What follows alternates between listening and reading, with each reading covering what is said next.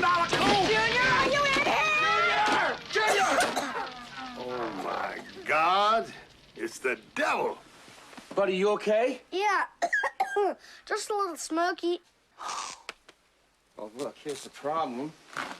This clown must have shorted out. Sparks were coming out of his nose. I was so scared. Ah, little punk is lying. Dad. Well, I hope you kept the damn receipt. You got one bad seed there. Would you keep your voice down? He could hear you. You'll hurt his feelings. It was just an accident. Accident, my ass. Get rid of him. Dad. We've made our decision. Okay, but it's the last time I set foot in this house.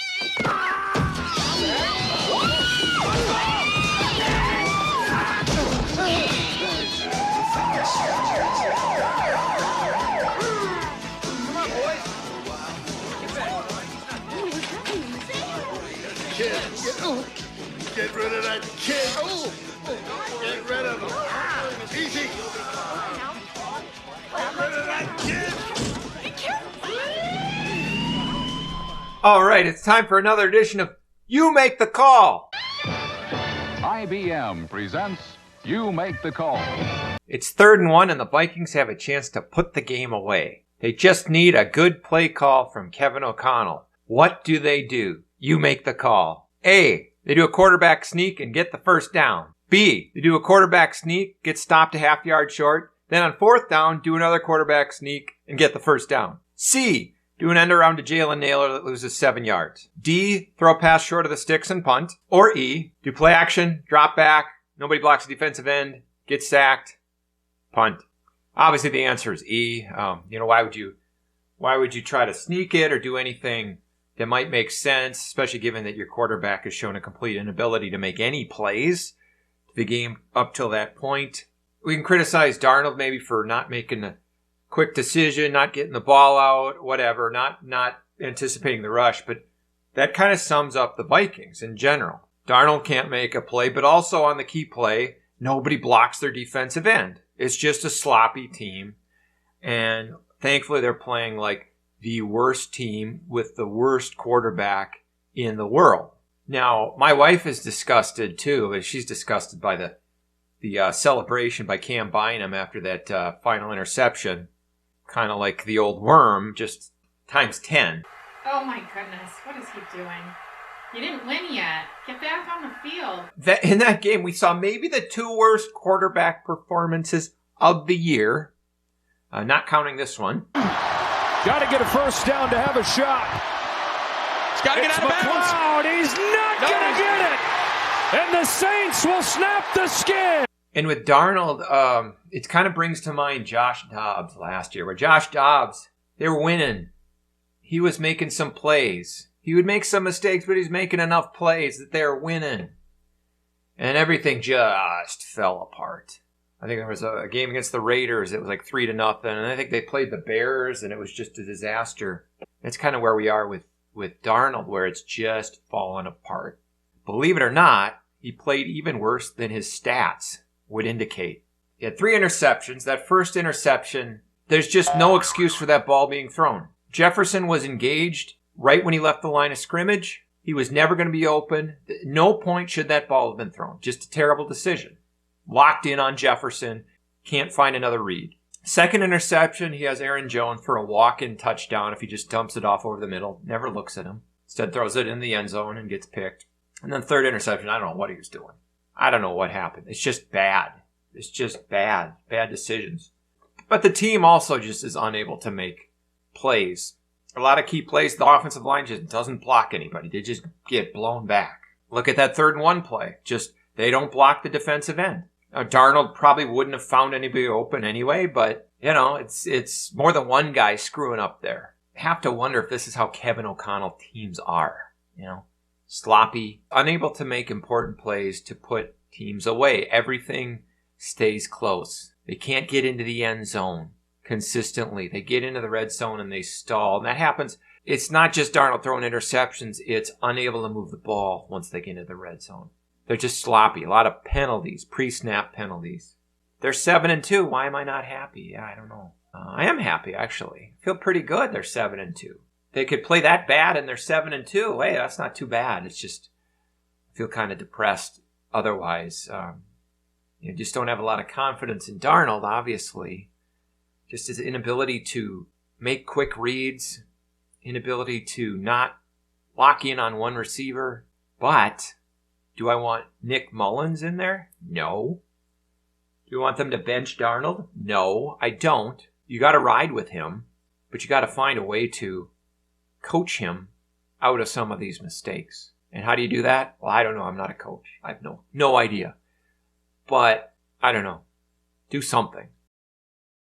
Anyway, awards for this week. Last week we had my ex-wife having a fake mental breakdown award for something that happens once a week. That was Darnold throwing a red zone interception. Now he's moved up to 2 per week. So this is now the my ex-wife going home with a guy she just met for something that happens twice a week. That's, of course, Darnold throwing the 2 red zone interceptions. It's become a theme. Darnold throwing these picks in the red zone. I don't know if they were both in the red zone. I know there were 2 of them. One in the end zone, one at the goal line. First one was actually pretty close to the red zone too. So he's really ramping up his game there in ways we don't want him to. The award for a play that only gets reviewed and overturned and changed against the Vikings. That was Cam Bynum made that interception. And his momentum carried him into the end zone. And in any rational world, that is a touchback. And I have no idea why that's not a touchback. They ruled them down at the 1 yard line. I still don't get it. It should be a touchback. You shouldn't penalize the defender for making a great play. And even if that is the rule, they don't change it against the Chiefs. They don't change it against the Packers. They don't change it against the Cowboys. I guarantee it. I guarantee it. The award for an official who's getting fired. I don't know who threw the flag, but the Vikings had that 3rd down after that Cam Bynum interception where Aaron Jones, I think, was stopped a yard short. But then someone for the Jaguars just started throwing haymakers. I think he threw like 3 or 4 punches. Normally that's a penalty, but against the Vikings, it's not. You can do whatever you want, especially grab a quarterback's face mask. You can do anything, but they call the penalty. Unnecessary roughness, defense, number 44, 15-yard penalty, automatic first down. And that's how this game comes to an end. That clinched the game for the Vikings. That ref, that official, whoever threw that flag is getting fired. The award for a ref who's getting promoted, I don't know if it was the ref or if it was a different official. Cashman made this great sack, but he grabbed the face mask of Mac Jones, and that's not a penalty against a Vikings quarterback, of course, but it is a penalty against a team playing the Vikings. There's no doubt about this. That's good that official understood which team to favor by making correct calls in their favor. And so he's going to get promoted. I look forward to that promotion being announced this week. The Garrett Bradbury impression for a guy who appears weightless, that was Cam Robinson, new left tackle for the Vikings, just blown back like nobody's business. Might help Darnold if these things didn't happen to his offensive line so often. Just saying. The award for the worst impression of Greg Joseph. That goes to the Vikings backup kicker. What's his name? Parker Stevenson Romo or something.